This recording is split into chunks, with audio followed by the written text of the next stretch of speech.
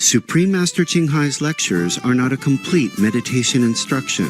Please do not try alone. For free of charge guidance, please visit godsdirectcontact.org or contact any of our centers near you.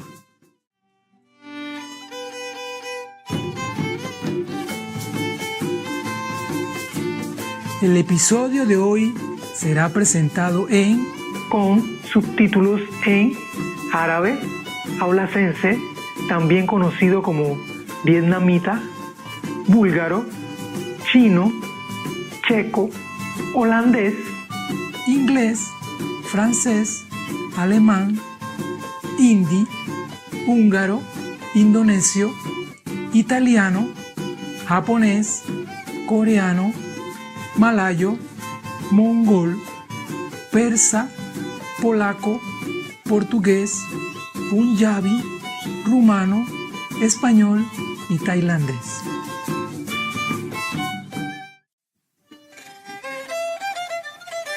Hola y saludos, bendecidos televidentes. Mi nombre es Kivian, desde la ciudad de Panamá, en la cordial República de Panamá.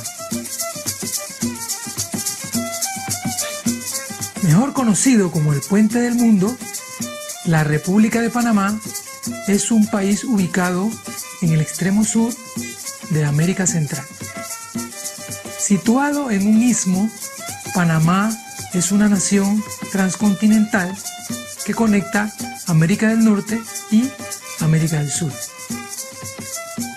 Con un nombre que significa abundancia de peces y mariposas, las ciudades modernas de Panamá se encuentran en medio de la belleza de la naturaleza. Algunos de sus sitios históricos incluyen el Fuerte de Portobelo, que es un área protegida llena de selva y vida marina, el Fuerte de San Lorenzo y el sitio arqueológico de Panamá la Vieja.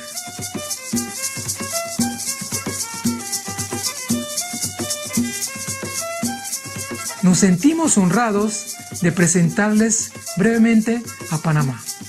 Oramos al cielo para que llene sus vidas con sabiduría espiritual y bendiciones. Hoy disfrutemos de la segunda parte del programa titulado La maestra cuenta chistes e historias budistas. Los 5 preceptos y las 5 mejores formas de caridad. Más idiomas están disponibles en línea. Para su idioma específico, por favor visite www.suprememastertv.com/subtitles.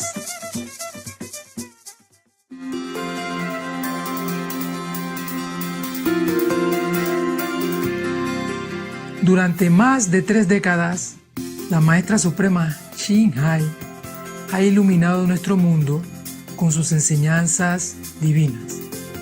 Una maestra totalmente iluminada imparte el método Kuan Yin de meditación a aquellos que desean descubrir inmediatamente la naturaleza de Dios interna y alcanzar en una vida la liberación eterna del ciclo de la transmigración. El método Kuan Yin ha sido practicado por todos los maestros iluminados, tales como Buda, Jesucristo, el profeta Mahoma, la paz sea con él, y Gurú Nanak. Ella enfatiza que si siempre recordamos a Dios, ofrecemos servicio desinteresado a otros y seguimos las leyes del universo, alcanzaremos nuestro potencial más elevado como humanos y comprenderemos verdaderamente nuestro propósito en la tierra.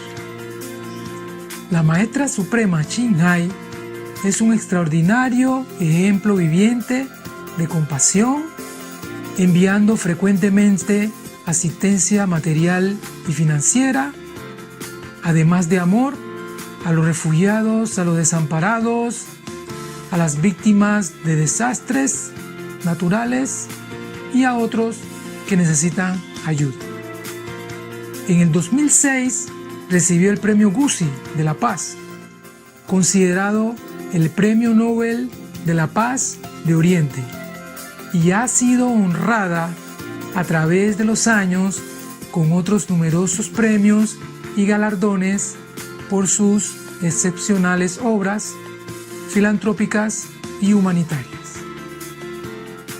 Una verdadera voz para nuestros preciosos amigos animales, ella promueve la pacífica y amorosa dieta a base de plantas y prevé, con el despertar de la humanidad hacia lo sagrado de todas las vidas, un tranquilo y glorioso mundo completamente vegano, donde los animales y las personas vivan en dichosa armonía. Sus iniciativas para difundir la tendencia vegana son diversas y han incluido la distribución del volante de vida alternativa, la cadena internacional de restaurantes veganos Loving Hot, Supreme Master Television, además de hablar regularmente con influyentes líderes de gobierno y medios de comunicación y participar en conferencias televisadas sobre el cambio climático, tanto si somos conscientes de ello como si no. Sus esfuerzos han tenido una enorme influencia sobre la conciencia mundial, del estilo de vida amigable con los animales y de cómo esta benévola forma de ser puede atraer paz duradera entre las naciones a la vez que salvamos nuestro planeta del cambio climático. A lo largo de los años, la maestra suprema Ching ha viajado por todo el mundo, desde las Américas hasta África, desde Europa hasta Oceanía, y ha ofrecido cientos de discursos al público y a sus discípulos sobre una variedad de temas espirituales. Hoy somos bendecidos con la presentación de una de estas reveladoras conferencias, titulado La maestra cuenta chistes e historias budistas, los 5 preceptos y las 5 mejores formas de caridad, parte 2 de 3 en Entre Maestro y Discípulos, dada en inglés el 30 de agosto del 2015 en Francia. This is about mother-in-law. The wife said to the husband, "Honey, can my mother come down for the weekend?" So the husband said, "Why?" And she said, "Well, she has been up on the roof for 2 weeks already." Why is that? Come down mean just go visit, come visit, you know. But in this way, it's a play with words. Come down from the roof. Probably she's been, I don't know, eavesdropping or something. I don't know what. Or maybe the wife wanted the mother-in-law came, but don't dare tell the husband, so hiding her up there. Hiding her up there. This one is also husband and wife again. You know, this is anti-woman again, okay? Be prepared. Yeah. Honey, the husband said to his wife, I invited a friend home for supper today. What? The wife said, what? Are you crazy? The house is a mess, and I have not been shopping. All the dishes are dirty, and I don't feel like cooking a proper meal now. So the husband said, I know all that. Then why did you invite your friend for supper? The husband said, that is the reason why I invited him for supper, because this one is so stupid. He's thinking of getting married.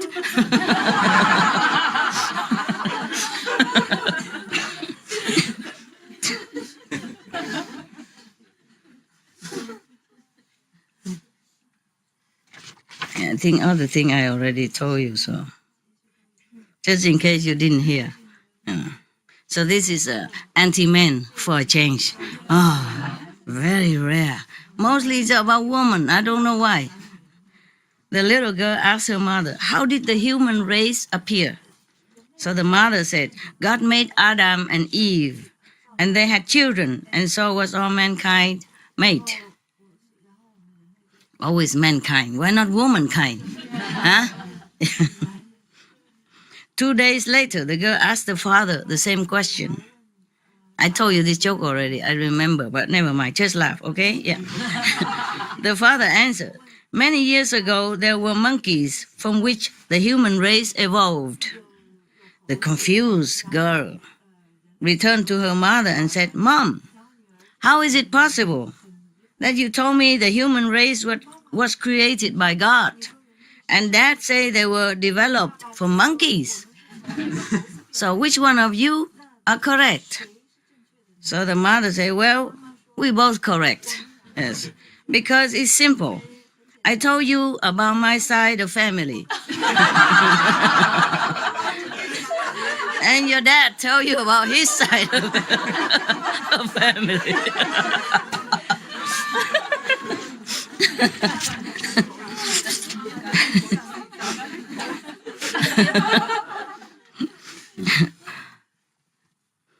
This man said to his friend, you never believe what happened last night.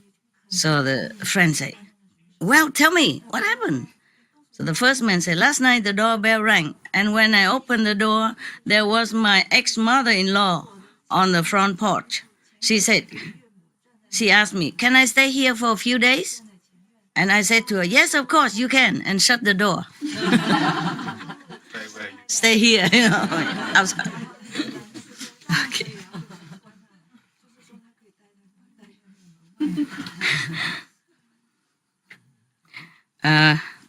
Two men are talking after work, One said to the other, I haven't spoken to my wife for 18 months.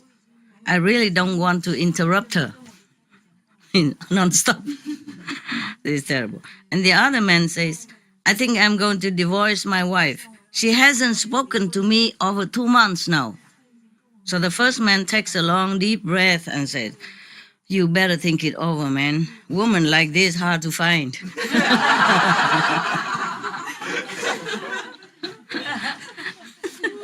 Oh, terrible. I don't want to read the joke about how bad women are anymore. They are not fair to us. I think I told you this story already, but just in case I didn't, yeah. Get ready to laugh, otherwise you kick out. A man and his wife were having some problems at home and were giving each other the silent treatments, don't talk to each other. Well, I don't know how they do that. Yeah? Normally they say women talk too much, and here they say they don't talk to each other. Okay. But one day the man realized that he has to wake up 5 o'clock next morning. So he would need his wife to wake him up, because normally other things don't work, he don't hear the alarm, or he just shut it off and continue to sleep again, mostly if another person wake you up, it's easier, just shake you and wake you up, okay.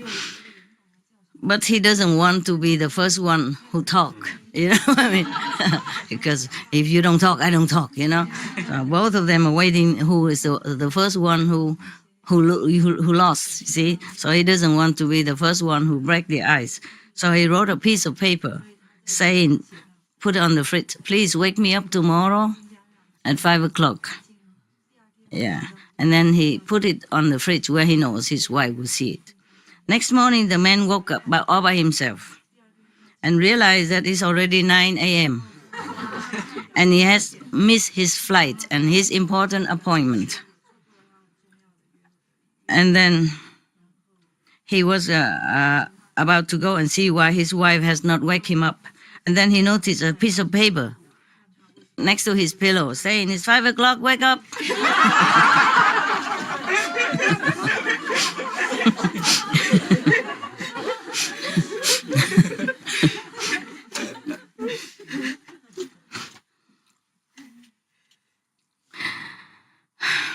A man was telling his friend that he went home yesterday to find his wife had left, and she wrote a note on the fridge for him. She taped a note on the fridge for him saying like this, it's not working. Boing, boing, boing. Exclamation. I can't take it anymore. Comma, so I have gone to stay at my mom's house. Okay. So the man said to his friend, I opened the fridge. The light came on and the beer was still cold. What is she talking about?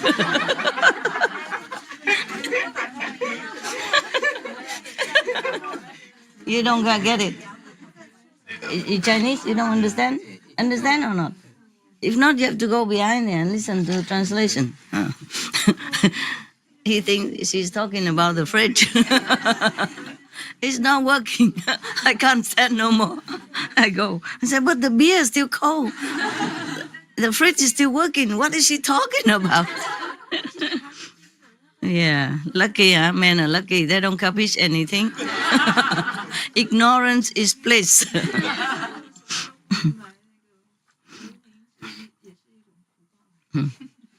Why are married women heavier than single women? Who knows? Okay, I read it. Single woman come home, see what's in the fridge, and go to bed. Married woman come home, see what's in bed, and go to the fridge.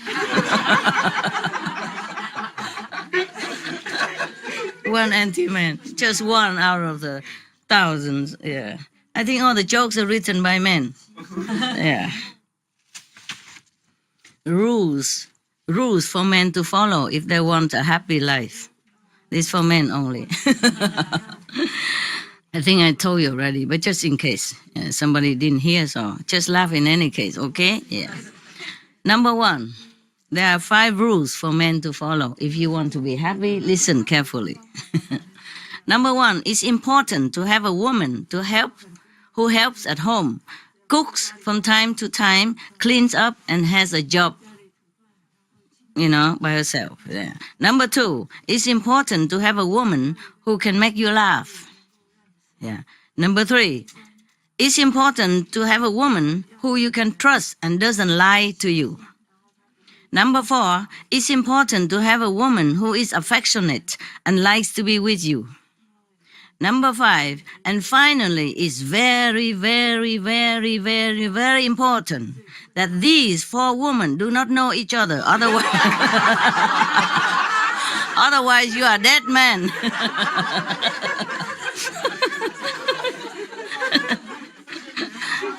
Otherwise you're dead.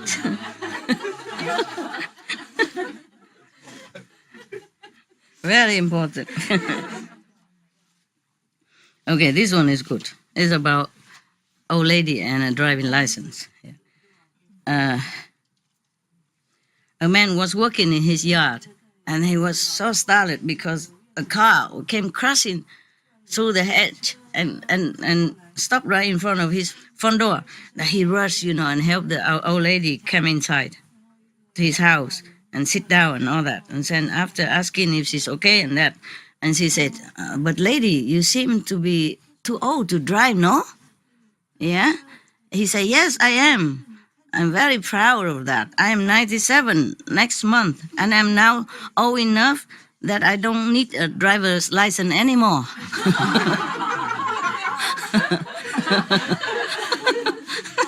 Okay? But the man was puzzled, but why do you say it like that? Everybody needs a driver license. And he said, no. Last time I went to general checkup with my doctor, and he asked if I have a driver's license. I said yes, and then I handed it to him to check, and then he used a scissor and cut it off into pieces and throw it in the garbage can. And then he said to me, you won't need this anymore. So I thanked him and I left. Too old. The doctor worried. But she was thinking, okay, if the doctor says so, he drive without license. Understand now? Yeah.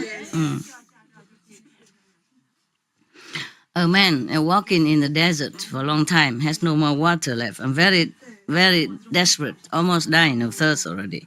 So he saw something in the long distance. He was hoping for something, for water. So he kept staggering and over there. And then when he went there, he saw a booth, small booth selling Thai. You know, man Thai? Yeah. And he asked him, do you have any water? Yeah. So the seller of the Thai said, sorry, no, but I have Thai, only $5 each. So the man said, I should kill you. I need water. What the heck I want to do with your Thai? But I have to save my energy. So to find the water. Can you show me where to find the water? So the Thai seller say, okay, you walk straight ahead, turn right, turn left, etc. And then there you will find a restaurant. There, of course, they have water, ice cold water. You can drink as much as you want. Yeah, even though you threaten my life, but I show you I'm bigger than that. Noble. So, okay, the desperate man staggered away over the hill and go to find the restaurant. Several hours later, he crawled back, almost dead. And the old man said, did you find the restaurant? You didn't? You didn't have water? So the man said, yes, but they won't let me in without a tie.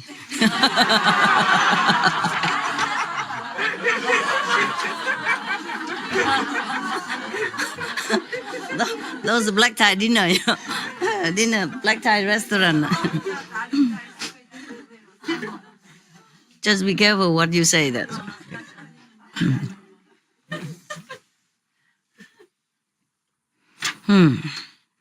Read your story, yeah? Or you are sleepy already? No. Not boring, no? No. Cha. I hope you've been meditating today. Right? Have you? Yes. Yeah? Sometimes, yeah?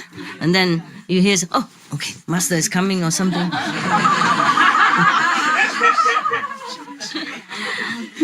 It's good.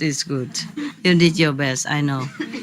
Because you have to sit all day, so no matter if you sleep, you still have a chance to wake up and meditate, right? But at home, sometimes only 2.5 hours, too short. Too short to even sleep. So it is like that. Not like that you have to be awake all 24 hours, which you cannot. But at least, you have a lot of time. So even if sometimes you sleep a little, but you wake up, and you sleep and you wake up. Understand? Yeah.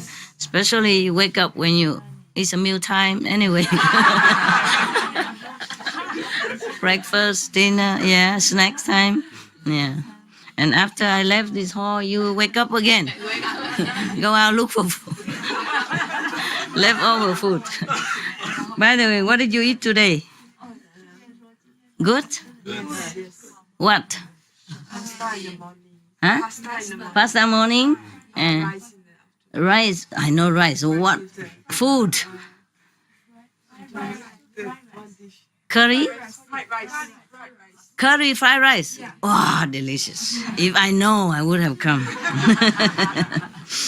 Okay, but today they also cook me good Vietnamese food. It's okay. Tomorrow, I eat the common food again, okay? Common kitchen. Yeah. Okay. Never mind. I will tell the monk to bring some, okay? You don't have to do anything. In the morning you do it and tell them to bring. Okay, and if dinner, if you want to just put in a lunch box, simple. Okay. Yeah. And if there's soup, then you put in a cup or something. That's it. Okay. No big trays. Okay, huh? Yeah. So one day you cook, one day I eat with the kitchen. Okay. Yeah, okay. Because the monks also like Vietnamese food very much. Today we enjoy it together. Yeah. And that's also because we eat together. The dog also get hungry and go. And when eat his spaghettis and fish, vegan fish. Yeah, he eat like he been so hungry. All day he don't care. I ask him eat and he don't eat. And when somebody else come eat with me, I don't need to ask him. He go and ask himself. Eat. It's not only the food, but maybe company. The same yesterday, the day before. Yes. You came and you eat with the two Vietnamese boy, and he went and eat his food. You saw that? Same all the time. So whenever he doesn't eat, I probably have to invite people to come. Eat something. Yes. He comes, say hello to everybody, and then when he eats his food. Read your story, yeah? Or you are sleepy already? no. Not boring, no? Cha cha cha.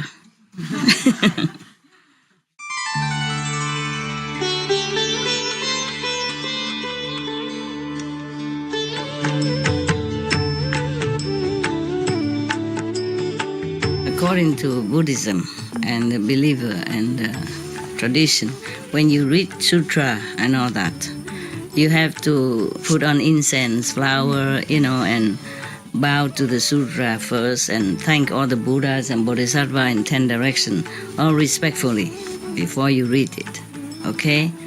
And then you cover the sutra also with silk, beautiful cloth, and I just make it more popular. Yeah, more easy, simple. And I apologize to all the Buddha. I say if I done something wrong, according to the tradition, my heart is full of respect. It's just that I cannot always do that. So please, all the sin, whatever I've done wrong, is all on me. At least other people, they hear the names of the Buddha, according to the sutta, they will get benefit. Yes. At that time, the Buddha was preaching about the benefit of the 5 precepts for the whole great assembly. Probably he was giving initiation, and then doing that. So he said about the 5 precepts, and the benefit of keeping it. Number 1, do not kill. Do not harm other people or not harm other beings. If you keep it, then you will have the benefit of having a long life and healthy life. Yes. And number 2, do not steal. Do not take things that is not given to you. If you keep this precept, then you will have the merit of being born rich, and noble. And then nobody ever steal your things. Yes. Number 3, do not commit illicit sex. If you keep it, then heaven and earth will respect you very much, and your body will be beautiful. You'll be born beautiful. Of course, right now, if you are not beautiful already, then you keep this precept. Next life, if you keep this 5 precepts, next life you will be born as human again, with all this, but not having to be born in hell or vicious animals or suffering any kind. Understand? Yeah. Keeping the 5 precepts, you will not go to heaven. You will it's just the 5 precepts alone, and you will not go to heaven, or lower heaven. But at least you will be born a human. Okay, healthy, rich, and have no problem. Healthy and having power, position, whatever, Okay. And number 4, do not tell lie, but tell the truth. If you keep it, that you will have the merit of a lot of respect from everybody on the planet, everyone you met. And whatever you say, people would believe you. Number 5, do not take intoxicants like alcohol and drug and all that. If you keep this precept, the merit you get is intelligence. Yes. Okay. So every cause have a consequence. So he was preaching about the 5 precepts. Why you have to keep it. Probably initiation, must have to keep the 5 precepts. And the Buddha always prays 5 kind of charity, 5 kinds of offering, yes, which gives the offerer immense merit, life after life, not just one life, okay. What is the 5? Number 1, the first one is if you make offering or charity to someone who came from far away. The person who came from far away means he is really in need. Even if he has money, he will not know where to buy food yet. He don't know where the restaurant is. He doesn't know where to get the water, etc. So if you make offering to these people or give something, necessity to these people from far away, stranger to your village. That's number one. Like good merit, immense merit. That's topmost. One of the five topmost. Yeah. And then number two, if you give offering to to people who are going far away, yeah, making lunchbox or dry food for the road, yeah, because if the person going away is just as vulnerable as the person who came from far away. He will not know where to stay on the road, If you give him like blanket, some dry food, something for the road, then would be very meritorious. Of course, nah? This is really needy, yeah. Not just the poor people only, yeah? But whoever really needs it, yes.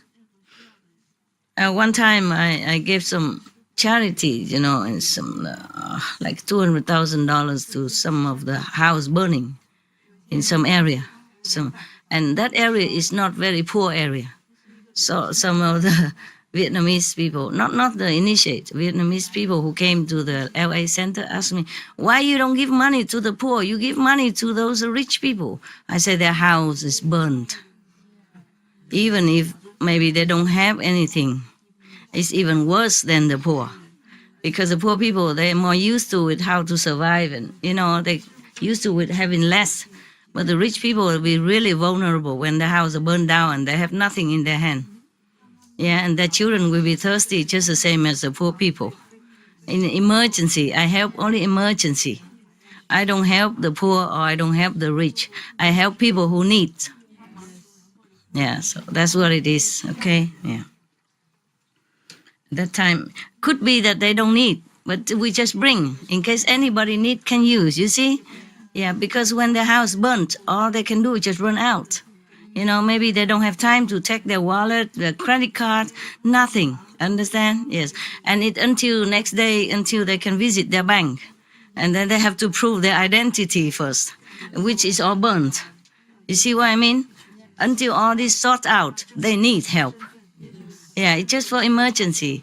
I'm not staying there and giving them money every day or mineral water all day. No, it's not. Just when they really most need it. And then they will help themselves afterward when they are less confused and, settle down and oriented themselves, what to do, where to go. Yeah, okay. That's it. So number three, that if you offer for the sick people, make offering to the sick people, yes. Because sick people maybe they're so helpless, even if they're rich people, but they don't always, some people cannot help themselves when they're sick. And suddenly they have a stroke and then they just lay there, they couldn't walk, they couldn't do anything. And if you at that time know it and bring their water, bring what they need to them to their bed, or visit them in the hospital, because even if they're rich, but doesn't mean they have family, doesn't mean people like or visit them. So if you visit them, you help them when they are incapable, that is good. That's number three. Number four, of course, you give food to the hungry. And the person just now hungry and you give food to him. That is good. That's excellent. And number five is the best. Is giving the true teaching to people who would want it. Yes. Not just anyone, of course, yeah? People who want it. So he said, these 5 ways of offering, if you know it and you do it immediately whenever the need arises, then now, in this lifetime, you will have merit also. Obviously, don't even need to wait until the next life to see the merit that comes to you. Understand? Even in this lifetime. I don't know how about you, but I have a lot of merit from that. Now that the Buddha said that. Not because I want to do it for merit. It just somehow, it returned manifold. Yeah. I do it because it's the right thing to do, not because of merit. But now the Buddha saying here is very meritorious. Yes, I can say that I lack nothing. I never short of anything. Yes. Even if I don't have, sometimes if I don't have a driver next to me, or just even if I couldn't park the car, somebody would come along and park the car for me. If I don't know where the ticket counter, somebody would come and tell me, here, I will show you. I walk with you. Yeah. Thing like that, you know? And even if I give charity ever since I was a kid already, whatever I can, you know? And all the way until I grow up, until now, not just now because I know the Buddha teaching or because of this and that. And therefore, even as a kid, I give charity to the beggar who walk past my house. And when I grow up, even during marriage, I give all the time, whatever money I have, to the orphanage, to the poor people in Africa, you know, even not much, but I always give, always. So I remember, it's truly, as the Buddha said, that even in this lifetime, wherever I go, always people help me, you know, even I don't ask. Yeah, even people, like when I was working in France, in Paris, and the holiday time, you have to go on holiday in France. Obligation. Yeah, the boss have to close a company if he has to, so that all the employee has to go on August holiday. I went on holiday, you know, but I had little money, not much. I was working. I never had debt. I always work and have some money, but not like I was rich or anything, you know? Yeah. And then I was on the train, you know, and then just a lady from nowhere, she just sit next to me and she started talking to me. She's Italian. And she invited me to her house and give me a beautiful room in front of swimming pool. And every day cook for me. I did not do anything to her. Yeah, she said, like she asked, you know, why you come to Italy? I said, oh, I have never been in Italy. I like to see and all that. You know, oh, come to my house, you know, and then you will know Italian people more firsthand, you know. So give me everyday true Italian food. I never ate any Italian food as good as that. Younger, you know, less money, tastes so good. And then every day when I swim and then go eat breakfast and lunch and dinner. Then her husband drove the horse carriage, horse, with 2 horses, and take me around the town in the horse carriage, beautiful horse carriage, yes. And then bring me to their orchard with full of apricot, peaches, apples, cherries, and plums, and whatever I want to eat. I just take it, eat more. You're so skinny, eat. Italian mama. Look at us, you know, you have to eat. We're healthy and wealthy, you know. Oh my God, and they didn't want to let me go. It's so good like that. So, but I had to go. I said, I'm going to Rome. Yeah, this is one of the stop. Thank you so much. I have to go. And I wanted to pay, but they don't take it. They push it back and back and back. So I said, okay, thank you so much. My Jesus bless you. And then I have to go. Okay, please come back again. You know our address. You know, give the card and give telephone number, everything. Come back again when you pass by. I said, if yes, maybe. And then I left and go to Rome. And then there's a movie star, German movie star. He saw me on the St. Peter Square. Invite me to his house. Stay in one of his room and using his stuff and eat and, you know, take me out to restaurant. No, nothing. No, not just like he fancied me or anything like that. Yes. Maybe he liked me also, but nothing, you know, like that. And then I had to go and then I went to another country. After that, I went back. I went to Florence.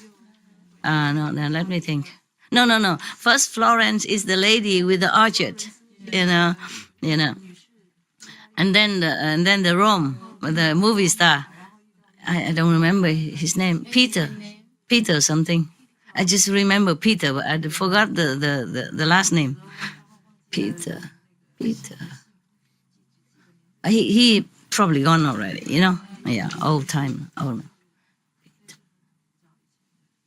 I don't know if he's famous or not, but I was young and ignorant, I don't know much about this kind of thing. And then I went to, Florence, and then Rome, and then now I go to Venice. Yeah. Venice also meet a guy, a photographer, want to take my photo, and I said, I don't have money to pay for this. So, no, you're beautiful. I just want to take your photo. Stay there, stand over there, and sit over there. So I cannot tell you everything. It's too much. Even I told you in India, many people want to take me home to make offering. It's so funny. And want to marry me to her son, remember? Yeah, remember I told you? Yeah. And even Dalai Lama was so kind to me. He always gave me medicine whenever he saw me. Even if he was busy, like in America, he saw me in New York. No, not near New York, somewhere near New York. Or New York somewhere. And then he said to me, wait here, I'm going to give you my medicine again, not just in Himalaya, but in America. He remembered me. He said, wait here, I give you medicine. This medicine you don't think is just cheap or like vitamin or anything you can buy at the counter. No.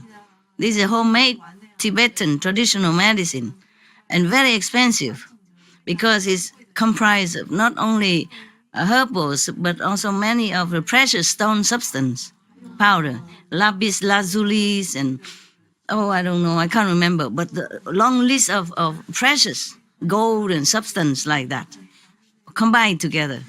And even his brother, the brother of the Dalai Lama, must buy if he wanted. And he gave me for free. Yeah, not just in Himalaya only, in New York. And I give him nothing much. The first time I met him, I gave him only, I braided myself, some, I didn't have much money. Yeah, I just took some of the pine branches. Yeah, and I bought some of the lychee, and I put the pine as a background, pine leaves as the background, and put lychee in the middle. I bind it up with a ribbon, a cheap ribbon, Indian color ribbon. Then I offered to him. That's all I had to give to him. The second time I had beads. At that time, I offered to him only. That's it. It's not because of that he gave me medicine, no. He received me in his palace and asked me where I came from. And I say I'm from Vietnam. He sat me next to him, on the sofa in front of him. And he held my hand. He said, we are both refugees, you know that? He's very kindly father, like a beautiful person. Yeah, beautiful. He didn't have to receive me. I'm just one of the thousands or hundreds of thousands who stand in front of the gate, Yes. Yeah, he's so kind like that. And I done nothing to him. He didn't even know me then. I was nothing. I'm really nobody, nothing.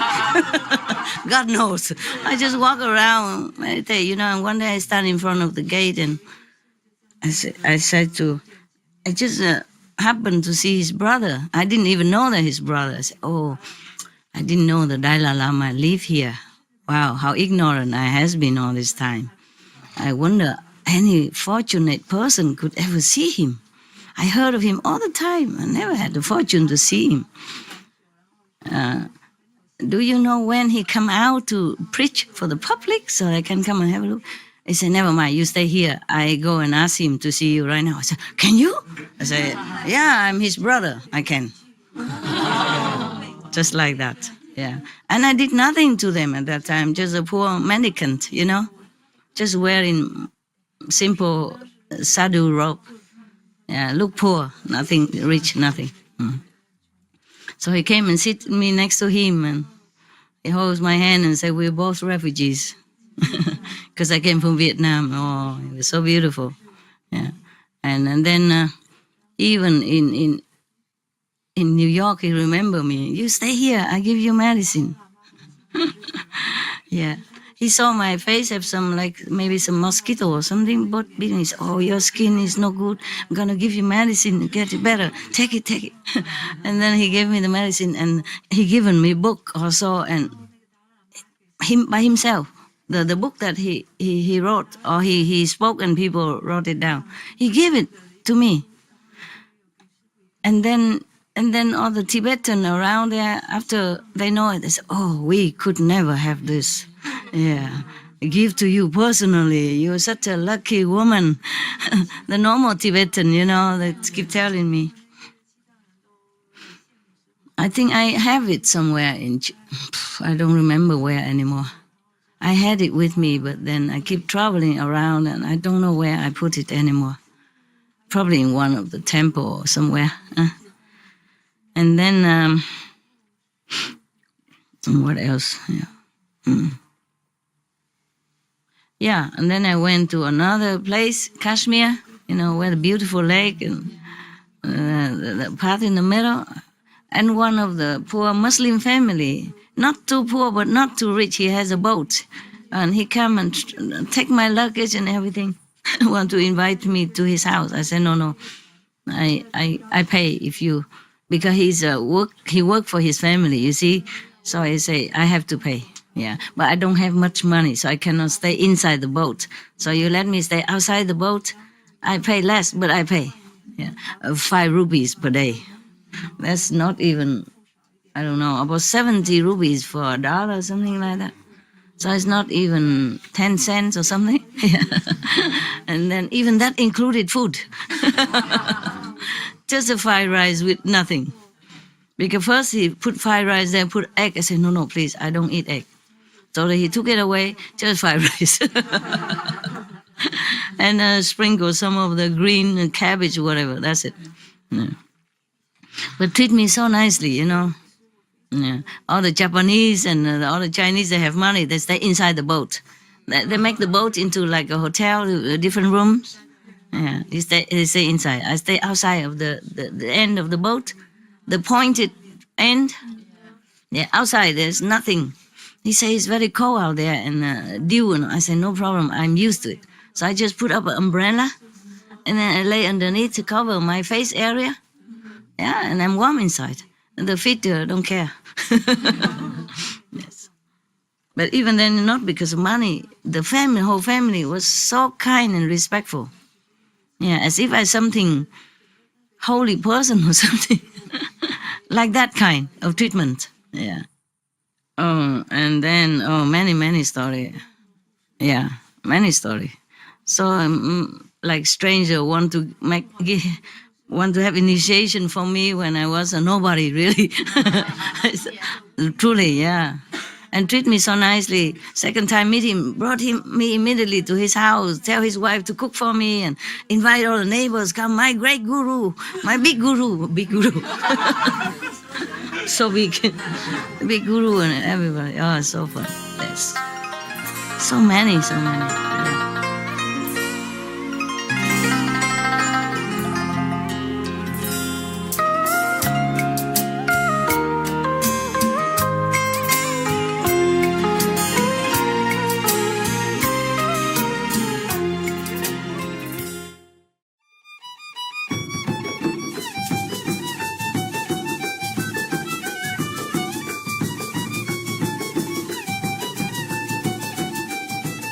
Benevolentes televidentes, apreciamos tu compañía en el episodio de hoy de La maestra cuenta chistes e historias budistas, los 5 preceptos y las 5 mejores formas de caridad.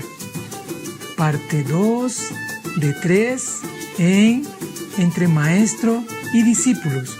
A continuación sigue las enseñanzas cisternas de Chuang Tzu, capítulo 2, teoría sobre la igualdad de todas las cosas en palabras de sabiduría. Por favor, sigan sintonizados a Supreme Master Television. Que la providencia llene sus días de esperanza y sueños. Para más detalles, por favor visiten www.ssj.org. www.suprememastertv.com/BMD.